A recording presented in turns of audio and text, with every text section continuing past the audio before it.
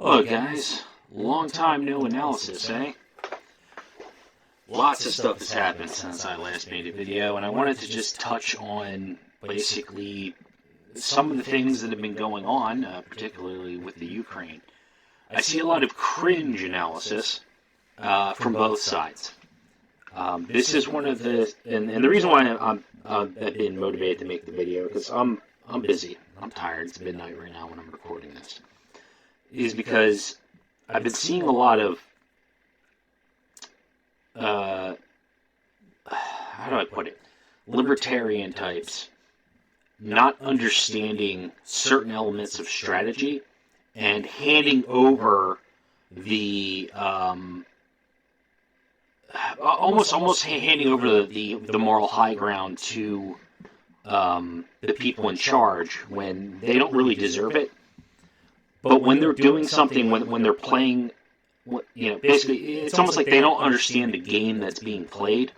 They just kind of do a war bad, anything with war bad, and everyone involved with war bad, and we're just gonna, anything to prevent war or whatever, including allowing war upon people as long as we don't have to get involved with the war.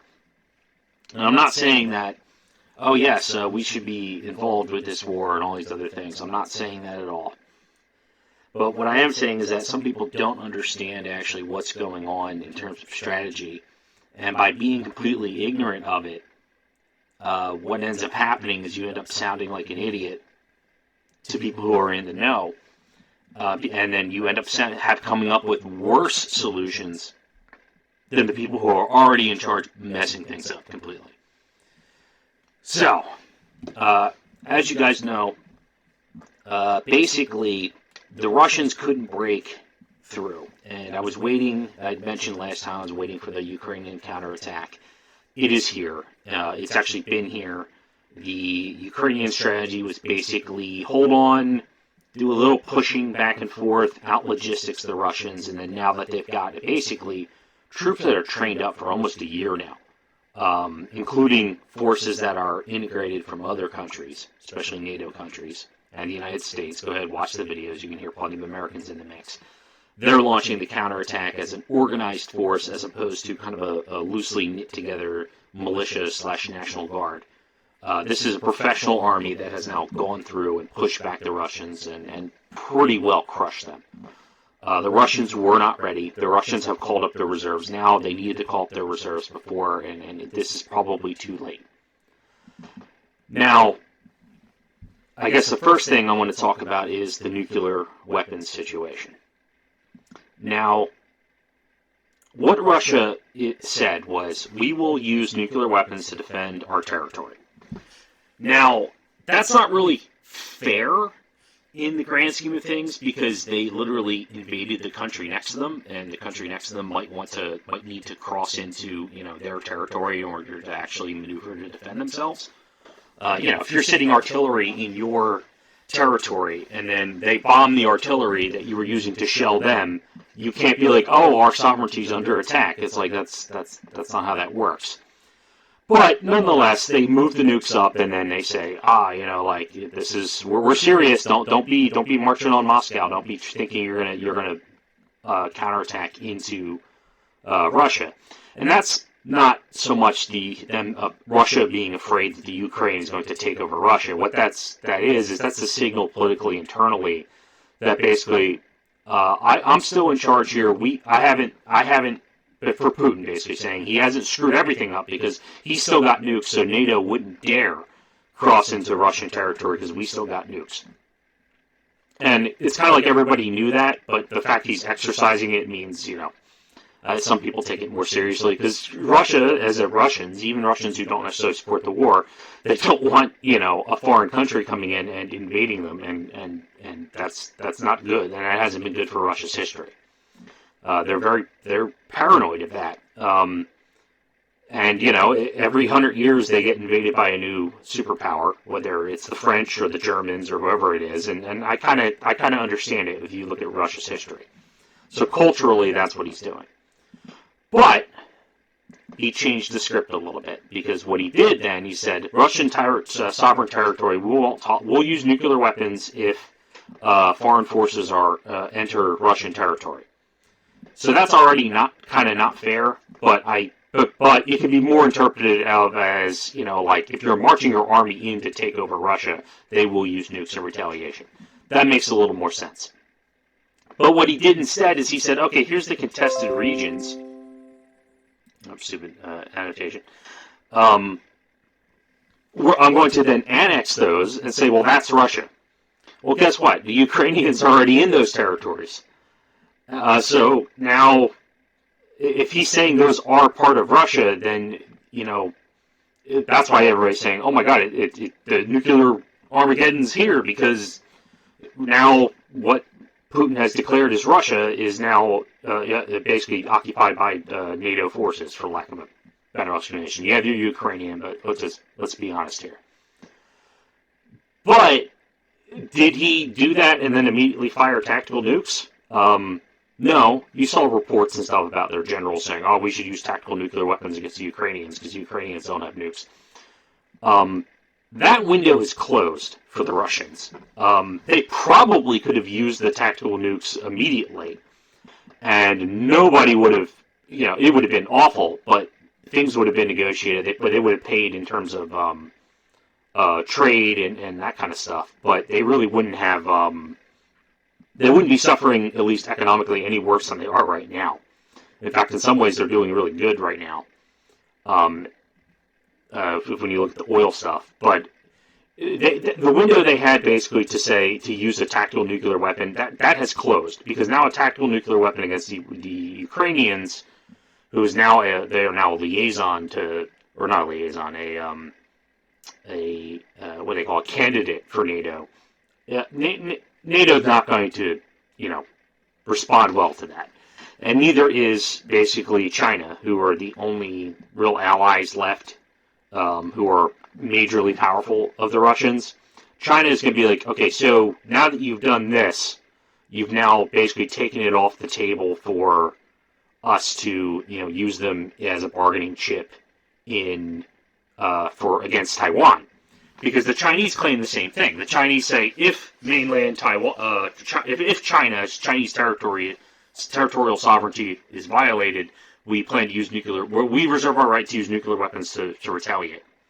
Now they do those. They say that, and then they do things like annex Hong Kong, and they do that also, claiming that Taiwan is their sovereign territory, and that's why they throw a fit anytime the U.S. sends a delegation there, because they think that they have the right to say who comes and goes in Taiwan. So obviously it's a hollow threat. And everybody kind of understands that to mean basically, don't think you're going to march on Beijing without nukes being on the table, and don't think you're going to march on Moscow without nukes being on the table. All right, but now that the water has been so muddied, because this area now is both sides are now claiming that it's part of their country. Way to go, and Putin has now created a massive problem that we're going to talk about later, which by putting the nukes on the table and annexing these countries, he has put Crimea in play. Something that the Ukrainians wouldn't have really had the inclination to go after. He has now basically said, well, if I'm going to claim these pieces, they're basically saying if he's going to claim these pieces of Ukraine are part of Russia, then what is the difference between these pieces of Ukraine and Crimea, which the Russians stole? So the Ukrainians are already here in the Ukrainian territory that the Russians claim is the Russian territory. So if the Ukrainians attack Crimea, does Russia consider that part of mainland Russia? Are they going to use their nukes? They're sticking it to them. And it's a risky play, but you can understand what's going on better when you realize that it's a little more than just brinksmanship going on here. It's actual, it's exploitations of I think, mistakes that Russia has made. Now, some people might argue, okay, well, they're baiting, Putin's baiting them into attacking Crimea, and they can't hold Crimea. Whether the Ukrainians can attack and hold Crimea, we don't know. But the point is that they're going to be getting more than airstrikes. The threat now of them invading and taking over Crimea is there. The threat of the Ukrainians amassing enough of an army to say, yeah, we will go basically violate Russian sovereign territory, because you've already said we're violating Russian sovereign territory, and you didn't fire the nukes. So then, it's like make me. And I suspect Crimea will become besieged. I don't suspect they will invade and take it over. I don't think they want to do the street-to-street fighting that it's going to require. And the Russians will just drop off more paratroopers, and they have a sympathetic population, and it would just be a really difficult area to get control of without the Ukrainians doing essentially what the Russians have been doing in central Ukraine, of just leveling cities and stuff. And Ukrainians really don't want to do that, and they don't want to waste their firepower doing that either, even if they were okay with doing that. So I'm not sure what Putin's doing here. I think he's made a lot of mistakes. I think it has a lot to do with his political pressure at home. I don't think he would have annexed these outright if the war was going his way. He wouldn't have needed to. Now he's done this because he's kind of he's losing, and then he's declaring victory, and then saying, "Hey, you can't just invade these areas after I declared that they're part of Russia." This is very much Putin's war, and the Ukrainians are betting that essentially they can put so much pressure on Russia and Russian forces in eastern Ukraine that eventually, basically, Putin's internal support will collapse, and they will be able to keep their pieces. I think what's crazy about this is that these areas they heavily voted for the Russians. They heavily identify as Russian. And they had no problem with being part of Ukraine when Ukraine was a satellite state of Russia. That obviously has gone away. And I think one of the things that has caused problems for the Russians is that they landed their troops, their airborne troops, remember when they took over the Crimea, and without firing a shot, they were able to take it over. The problem is that by doing that, they've now taken off the table essentially purchasing, and I mean literally purchasing, getting a deal to get these pieces here, to get that buffer room they want, and to get under popular support, having these pieces incorporated into Russia. And if they had done that, instead of basically invading Crimea and then arming essentially rebels and starting a war over here, this is talking before the Russian army invasion, or I should say the war they started that caused the civil conflict that, in their mind, necessitated Russian invasion. They've thrown out a lot of the peaceful options they had, which would have been much, much, much better. And the Ukrainians would have been much more inclined to play both sides of the field and get money from both sides, from basically be the link between Russia and Europe. And there's a lot of money to be made. And the Ukrainians, we know they've got plenty of corruption, and money talks in that country. And the Russians have totally botched it. My fear in going forward is basically these regions, the Ukrainians are going to move in, and nobody's going to be able to tell them to stop rounding up the people who helped the Russians and either kicking them out or just killing them outright. And we're talking people in the hundreds of thousands. And the Ukrainians are going to look at this as, look at the death and destruction and the millions of people who have died in western Ukraine, and this was invited in terms of invasion by the people who were rebelling and voting for pro-Russian nonsense over in the east, the people who supported Crimea being annexed from their own country. And, instead of saying, hey, we kind of need a peaceful divorce from this region because, yes, it's tactically there, but we should work out a deal with the Russians because these people feel like they're Russian, not Ukrainian. That's now gone.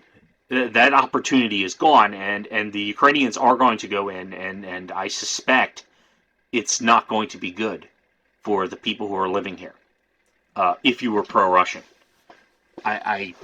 in some ways, it's like, oh, you kind of get what you deserve because you turned against your own government. In other ways, you were baited into doing this by the Russians. And the Russians said, yeah, we got your back. And then when the Russians invaded, instead of turtling here and actually saying, okay, time to negotiate, they went after, Kiev and Odessa. And like, the Russians, by completely botching this, have completely screwed these people over. And I'm sure a number of them probably were, I should say, more people were supportive of being incorporated into Russia than were fighting to be, like, literally fighting civil against the Ukrainians to be part of Russia.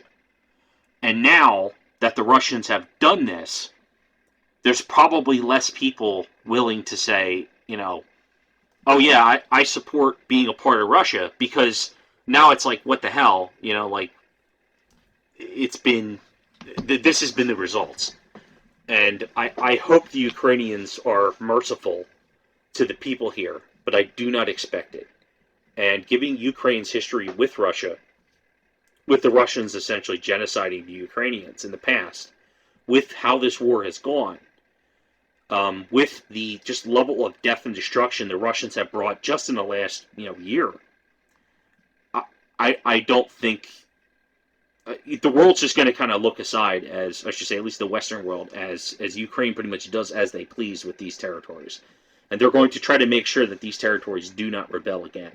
And that's going to involve some pretty awful things. And not looking forward to that. But, it's war.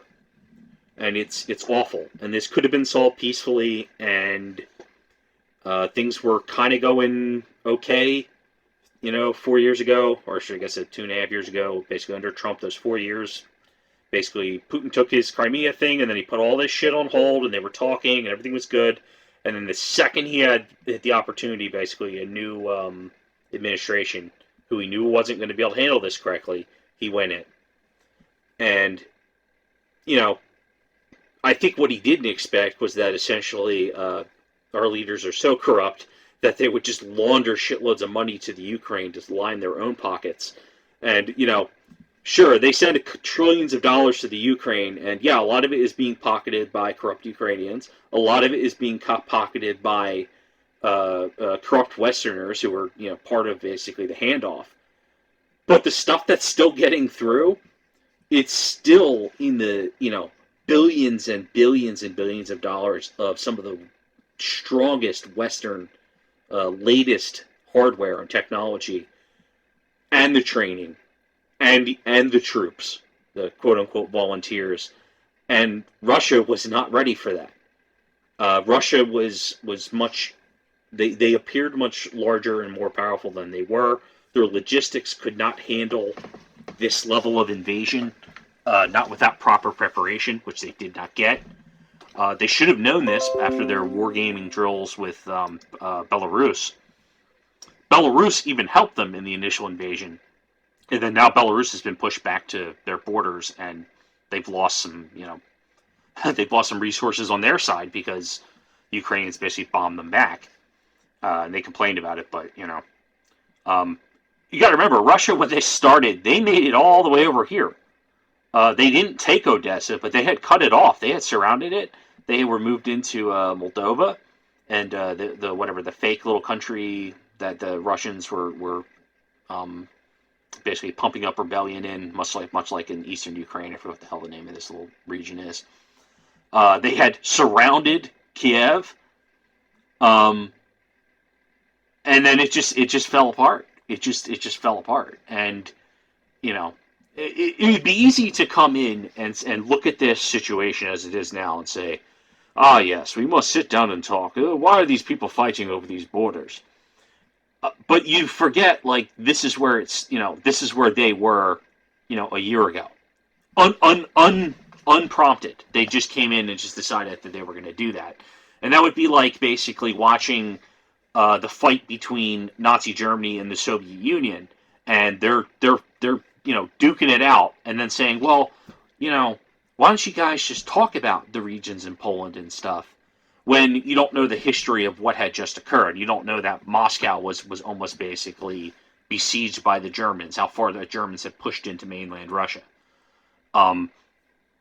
These are things, like it's very easy to just throw your hands up and be like, "Ah, we're bad." Um, war is bad and it sucks, but to just say like, "Oh yeah, well, like just pulling out of it and that's just going to make it go away," it's like, no, that's just going to make some things more likely to happen than others, and none of those things are any good. So, are we overspending? Are we sending too much? Oh yeah. Oh my God. It's a ridiculous amount of money we're sending to them, and it's because it's being embezzled. The amount of money we've spent, the Ukrainians should have taken over Russia by now, but they haven't, and they can't because they're not really getting they're not getting 100% of every dollar that's sent their way. Basically, they're really not. They're getting it's probably close to 45%, and then most of that is going to be basically overhead to get the stuff into position. But what little bit they've had, the Ukrainian commanders on the ground have been, when I say not so much, I wouldn't say so much, or I should say, I can't really speak for the lieutenants and the small force structure stuff because I know they have a lot of trouble in the beginning, especially friendly fire. But the generals who are actually basically planning the whole counteroffensive, plan the defense, the ones who basically Kiev didn't fall. They didn't lose Odessa. They kept their eye on the prize. And I had talked about these guys in my last video. Those guys are excellent. And they're keeping their heads down, and they're keeping... And you don't know who they are, and I don't know who they are, and the reason why is because they are the reason... They're the reason Ukraine has held on. You don't want to advertise who your best, generals and strategists are because the Russians will reach out and try to hurt them. Zelensky he's out there, he's saying what he thinks he needs to say. Don't believe a goddamn word the guy says. And I don't even mean to say that to disparage him. Just don't believe him. Because whatever he's saying because he thinks it will benefit the Ukraine, whether it fillets some NATO personality who's like, ah, yeah, windmills. Like if France said, we'll give you, $500 million and submarines and jets and all this other shit, would you consider putting up a field of windmills to fight climate change? He would say, oh yeah, climate change is very important. We take that very seriously in the Ukraine. Yeah, plenty of windmills. That's what he would say. And he would say that because he's, they're fighting on the brink. Will he take bribes? Yes, he will. And he will. He will take bribes and all kinds of things if it means more money and more weapons getting to the Ukraine. He doesn't care. It's very obvious by the things he's said. Now, the whole banning the opposition party and all this other shit, right? That's not good. But the way the Ukrainians are looking at it, it's what I said earlier. That's why he took over, or the state, I should say, took over the radio waves and the TV stations and all that. It's not because, the Russian propaganda. It's not because of the Russian propaganda. It's because this is going to be an utter disaster, and this is going to be a massacre, and they don't want to get the scrutiny of the West. They've decided that that's what they're going to do, and that's what they're doing. And I'm not saying that's a good thing, but the Russians have done the same thing on the other side, so I kind of just shrug my shoulders. Do I think we should be involved with such a thing? No. But do I think that Russia saying, oh yeah, we're just going to annex this piece, and if you don't like that, we can nuke you, to just roll over and say, oh yeah, that's fine, because, them owning a piece of the Ukraine is not as bad of an outcome as a nuclear war. It's like, yeah, but if you do that, then Russia's just going to say, well, Odessa, that's always been historically Russian. I mean, it's not, but they'll make up some bullshit, and they'll say, so this is now annexed, and if you don't like it, we're going to fire nukes at you. And it's like the precedent of threatening nuclear Armageddon every time you have a territorial dispute or just a conventional war is it has to be fought. It has to be fought extremely hard. I remember Zelensky was saying, take out their stuff before it's in position. The reason why he's saying that is because, guess what, Russia? You put yourself in a position where taking that stuff out preemptively would be justified. because you said you're going to nuke the Ukrainians. And the Ukrainians don't have nukes to fire back, so of course they're going to say, yeah, take that shit out before they fire it at us. Right? Oh, this guy wants to start the Armageddon. No. He just doesn't want to be ground zero of, the basic... Because suppose Russia fires some tactical nukes into the Ukraine, right? And they destroy... What if they only hit military targets? They only destroy, tens of thousands of military troops. There's very limited civilian casualties. Yes, there's radiation and all that other shit. But they use the nuclear weapons, right? What kind of precedent does that set? Right? It means that you can do that. It means the Chinese can do that. It means the Iranians can do that. It means the North Koreans could use their nuclear weapons against strategic targets like Guam or Japan or parts of South Korea, U.S. military bases, and they could do this and say, hey, you can't just wipe us out with thermonuclear bombs. That's not fair. Russia did this a little bit, and then because we're not going to fire over a couple 100,000 Ukrainians getting killed by nuclear weapons. We're not going to fire all of our shit, all the direction. It's not going to be nuclear Armageddon. It's going to be a new paradigm. And it won't be a good place to be because it means that your chances of getting nuked are very high. Because they can nuke you without the guarantee of essentially nuclear Armageddon. It's not a good... We don't want to be there. So, the president, who's just utterly incompetent, and he's really bad at saber wagging, but the fact that he's essentially taking the stance of, don't do it, if you fire nukes, like, we're going to have to fire ours, he's not articulate about it. He's not being very tactful or tactical. But he's not 100% incorrect in that sense, where it's like, well, if they're going to threaten that, you have to then have a line that they're not willing, for them not to cross. Like don't do that because, if it were about the deaths, and that's the thing is Putin knows, if it were about the deaths of Ukrainians, the Russians have killed conventionally far more Ukrainians than any tactical nukes they have could possibly kill. Radiation, long-term effects, yada yada. But the point being, like, they wipe 100,000 Ukrainians off the map. That would be, a weekend a couple months ago. That's the reality of it. It's not about even the death and destruction. It's about the precedent. And I'm sure the Chinese would appreciate being able to use their nuclear weapons more liberally in retaking in territories that they think they own.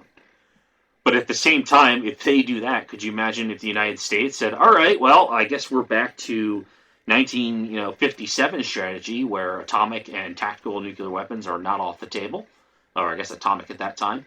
And so if you screw with us, we're going to make sure we drop those. Why? Because, well, you could drop them on us, so that's just how warfare is going to be.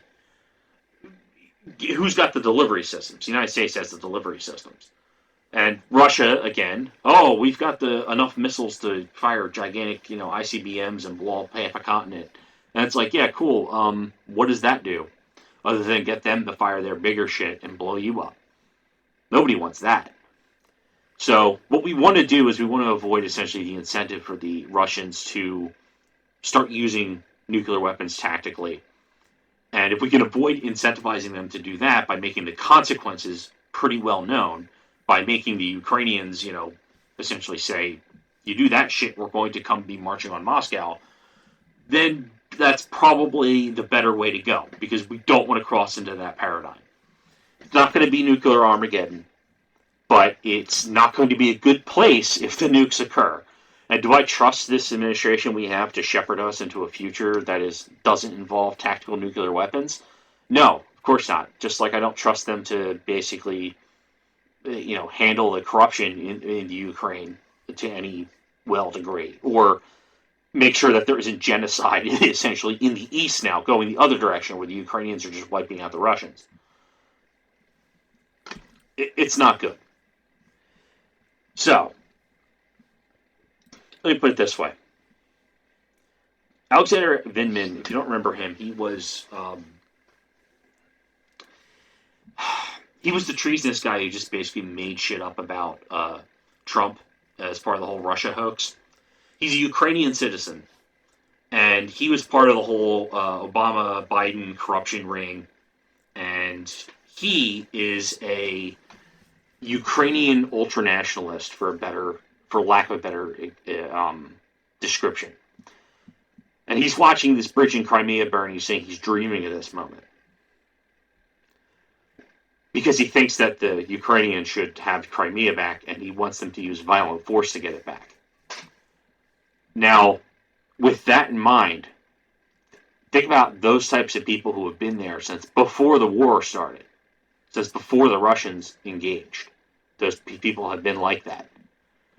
So the Russians aren't completely unfounded in saying that essentially, like, a NATO next door is a threat because they'll start attacking territory.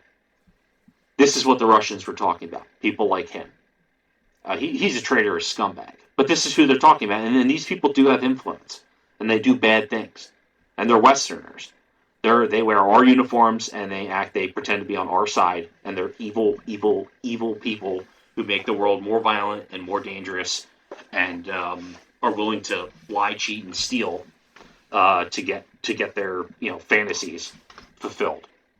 That's your Vindman. So just keep in mind, it may sound like I'm acting pro-Russian right now. I'm not acting pro-Russian, and it may sound like I'm acting pro-Ukrainian, or I should say pro-Western expansion and all this other stuff. No, there are so many problems occurring, and there are so many issues that need to be addressed in these regions, and none of these solutions that have essentially been attempted are going to be leaving this area unscarred. It's awful what's happening. This place is kind of doomed for the next 100 years. There's not a somebody's getting, somebody's family is not coming home, and lots of people who have nothing to do with any of this are sucked into it. And it's because people like him represent the West, and then that gives the Russians, the people like Putin, an excuse to say, well, look how evil they are, and then go drag the Russian people into a war that they really don't want. So this is one of a very weird time, and I'm betting on the Ukrainians. There's a lot of people who keep saying, oh yeah, Russia's going to win, and it's like, no, they're not. And the reason why they're not going to win is because the Ukrainian people, majority, have solidified around fighting to win. Most of them want to take all the territory they lost back, including Crimea. And they're ecstatic about it. And they're going to be doing that now with Western help or not, because they have the political mandate to do so. And they have the moral mandate to do so. At least that's how they view it. The Russians, they don't like this at all. The Russian troops who they sent into the Ukraine, a lot of them they didn't know they were actually invading the Ukraine. They were told they were doing a joint exercise. And then when they started taking actual fire from the Ukrainians, it actually surprised them. And you don't lie to your troops to have them march on a foreign country unless your troops would be very hesitant to do so. This is, for the average person living in eastern Ukraine, even somebody who has strong beliefs, either pro-Ukraine or pro-Russia, the idea of killing your neighbor is not something that's pleasant. Even the Russians who claim that basically big chunks of the Ukraine are part of Russia because of ethnics, they're not all about going in, marching in, and killing those people because, again, they look at them as fellow Russians. That's obviously not what occurred. Obviously, the Russians just, basically, Putin had his people march in and really devastate the Ukrainians, so that brotherhood has been shattered. And the Russians don't have the will to keep this up. And that's why Putin keeps talking about the homeland, because they will have the will to fight to stop foreign occupation of their homeland, but they don't have the will to hold on to the Ukraine. They just don't. It's just not there. But the Ukrainians, they do. So that's how I look at it as a long game. I think the sooner it's over, the better. Um, I hope to God that the Ukrainians don't look at the money coming in and say, well, if we win the war, the money train stops, so then slow roll everything. I hope that they don't do that. That is really going to be up to the moral character of people like Zelensky and some of the larger generals who were in charge to not drag out the conflict. Do I trust them not to do that? No, I don't, but I can hope. And it's hard for me to say whether it is or not. I thought they were dragging it out excessively, and then the counterattack came, and the counterattack was extremely successful. It wasn't just, oh, we did a thing. It actually was kind of what I was expecting. It just took maybe about 2 months longer than I was expecting for them to actually launch it. But that is the worry, is that they look at the money coming in and they say, well, we win this fight, then all of a sudden all this Western money goes away. And that's certainly how a lot of people in the United States are looking at it, especially people in the, for lack of a better term, military-industrial complex, the Democrats in charge. They love this shit because as long as this conflict goes on, they can just keep skimming money and making deals and getting paid, and it's great. U.S. the government, the Treasury basically has the money printed, and then it goes right into the pockets of the politicians, and all in the name of the war to fight the evil Russians. And it doesn't make the Russians innocent. It doesn't make the war not worth supporting. If that's if you want to really say, if you want to debate it, right? I mean, there's arguments for and against it, supporting it, and I'm sympathetic to both sides of that argument. But it's not related to the corruption. It's not. I should say it's not dependent. Putin can be bad at the same time. We can, in the West, can have major corruption and money issues. Those two things are not mutually exclusive. So that is part one of my Ukraine update. I'm going to do a part two right after this, and that's going to focus on the pipeline destruction. And the reason I want to do that is because, again, I'm hearing a lot of really brain-dead takes on the subject, and I wanted to pitch in to kind of say, who's likely to do this, who benefits, who doesn't benefit, and whatnot. At the moment in time, we don't know who it was. We have our suspects, and let's just say the White House has not done a good job of denying it. But nobody has claimed responsibility. Just like this bridge in Crimea, nobody's claimed responsibility. But we can look at who benefits from doing it. Is there really any question that the Russians did not blow up this bridge to Crimea? Like, even for false flag attacks, why would they make it harder for them to defend Crimea by blowing up their only access to it? We know this wasn't the Russians. And we can be pretty sure it's not, the Chinese, but it was somebody in the Ukrainian faction. Are they saying specifically that they did this? No, of course not. OPSEC says you don't say you did that. But it's also not as big of a political deal as this pipeline attack against the Germans. So, I will talk more about that in my next vid.